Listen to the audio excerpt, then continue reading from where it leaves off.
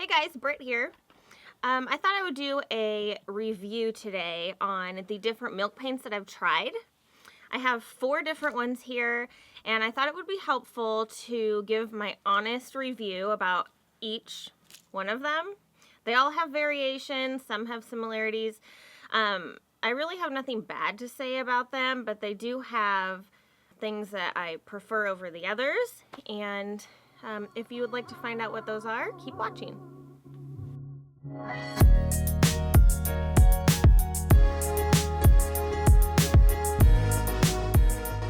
The first milk paint I'm going to start with is the odd one out of the bunch, and I only say that because it's not your traditional milk paint. This is General Finishes milk paint. It's an acrylic based paint, and unlike the other milk paints that are in a powder form, this one comes pre-mixed. It's not going to give you that super chippy finish, so if you want that old like antique look, don't go with this paint. I sell this paint in my shop and I love it.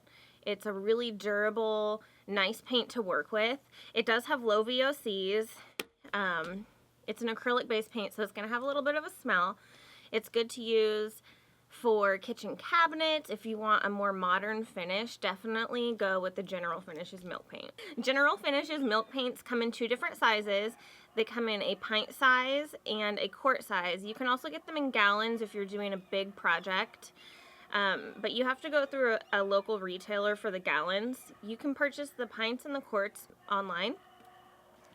This is a 1 pint can of their paint, and this retails for $19 to $24 depending on where you buy it. It's a pretty good price for this because this paint goes a really long ways. You could probably do 2 dressers with this, and you might even have some left over. It goes that far. I tend to reach for the General Finishes milk paints when I want to do a lot of furniture at once because it really sprays nicely in a paint sprayer. You still need to add a little bit of water to it to get it to have that smooth finish in the paint sprayer, but it's worth it if you want to get a bunch of projects done at once. The other milk paints I'm going to show you today cannot go through a paint sprayer at all. Don't even try it. You will ruin your sprayer. The Real Milk Paint Company. I like this paint because it's less expensive than the other ones. I thought it was really cool that they came out with this new packaging because in the past when I would try to mix their paint, it used to come in little packages like this, and you would have to pour it into a cup and mix it with a fork or a whisk, and the powder is just so fine that it doesn't want to mix very well, and I found that to be really frustrating because powder would just like fly up out of the cup. This paint you're not supposed to be breathing it in because it has lime in there. So be careful with that when you're working with it. It has this nice snap-on lid. And inside you'll find the powdered milk paint. It comes in this plastic baggie. You can pour it in here. And then it also comes with a glass bead inside this container. And what the bead does is it helps to mix the product. So you would pour the powder in here, put the lid on, and then with the marble still in there, you would shake it. I usually shake it for about 1 to 2 minutes, and then I'll check it and see if it's smooth looking. If not, just close the lid and shake it again. But that marble really helps to mix this paint up, and I really liked that. A con about this paint, I would say, is that it's very sheer. I've used several different colors in this, and especially their white. So this one is the soft white. It took me about 5 coats of paint to get a nice opaque finish with this. So that's one thing that I wish they would work on is, you know, making it a little more opaque so you wouldn't have to put so many coats on because it really does take a lot of time and it uses a ton of paint. Another thing I noticed while using this is that it doesn't, well, at least in my experience with everything I've painted with it, it doesn't naturally chip away. So I tend to reach for the powdered milk paints when I want that nice, chippy, vintage look because what it's supposed to do is like chip away from some surfaces naturally. So you don't have to sand it off. It'll just flake off and look really unique and old and just like you found it like that. But with this paint, I have a really hard time getting it to do that. Even when I add an oil-based barrier between my project and the paint, it still adheres really well and it doesn't chip. So I would say that's a con for me. The next paint I'll be talking about today is from the Old Fashioned Milk Paint Company. They've been around for a really long time. I see this product all over the internet, all over Pinterest. So I decided to give it a try. I've used it a few times with the same results every time. It comes in these recycled paper packages. This is the 1 pint size. I bought this off Amazon for $14.99.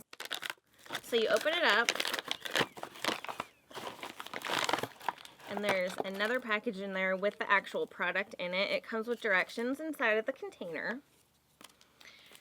And with this one, you have to have another mixing container. It doesn't come with it like the Real Milk Paint Company does. So I usually get mason jars with the lids, and I'll pour this in there. Most milk paints, including this one, it's a 50-50 mix of water and the powder. And I'll also shake this one because this is so fine of a powder that it also doesn't mix down very well. So I'll just shake this in the container and I'm good to go. One thing I noticed about this, once I got it on the piece, it's also pretty sheer of a coverage. And it has this really strange consistency when you mix it. It kind of looks like gelatin, which creeps me out. So I don't really use this one very much. I know that sounds silly, but I don't use it just because of the consistency. I don't like that gelatin consistency, but they have really nice colors too. So I wouldn't avoid this company just because of what I'm saying. If you like their colors, go ahead and use it. You know, it goes on the piece really nice. It is sheer. It took me about 3 coats using a dark blue color from this company to get somewhat of a opaque coverage with it. And it also doesn't chip away naturally. I've done like 3 pieces with the Old Fashioned Milk Paint, and it was a no-go on the chipping. I had to sand it to get it to look distressed, which was disappointing because that's, you know, what I want with the milk paint is for it to chip away, and this one didn't do that. The last paint I'm going to be reviewing today is the popular Miss Mustard Seeds milk paint. I'm sure that everyone has seen this one. It's also all over Pinterest and the internet. If you punch in milk paint, this will most likely be the first image that pops up. It's something painted in the Miss Mustard Seed line. She also has some really great colors. Most of them are soft, vintage-looking shades. This one is in the color Grain Sack, and it's like a kind of an off-white with some gray in it. I bought this paint on Amazon for $22.95. It is the most expensive paint that I have on the lineup today.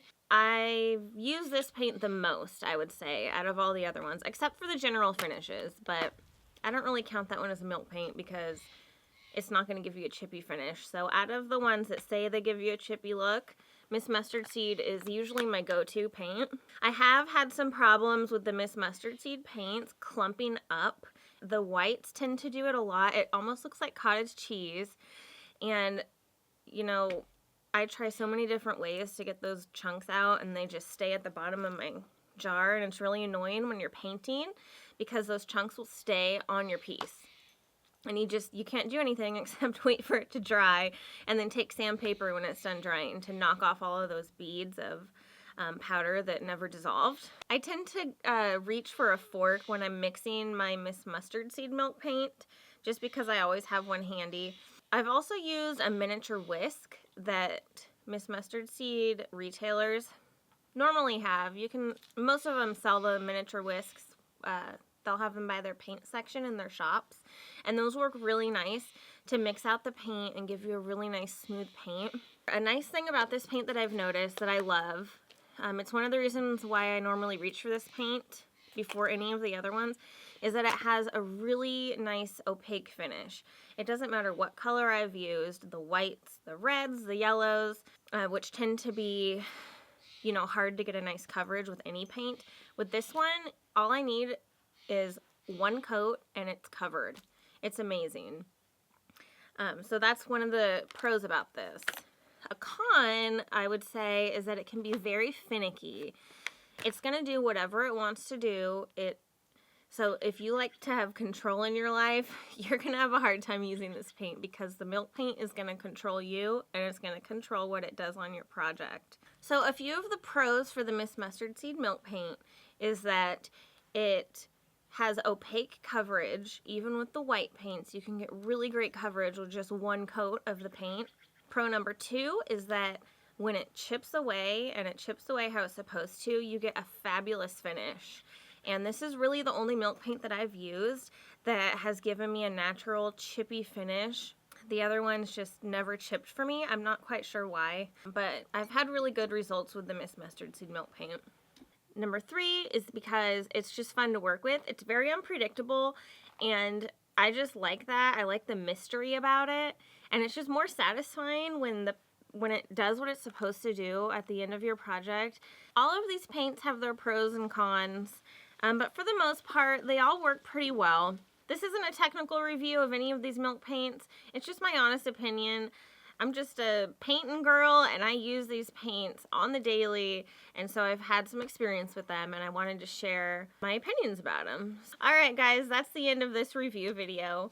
I hope it was helpful to you before you go and purchase an expensive milk paint to at least know what you're getting yourself into. If you enjoyed this video, please subscribe to my channel or give me a thumbs up. I'd really appreciate that. And thank you for watching. I'll see you next time.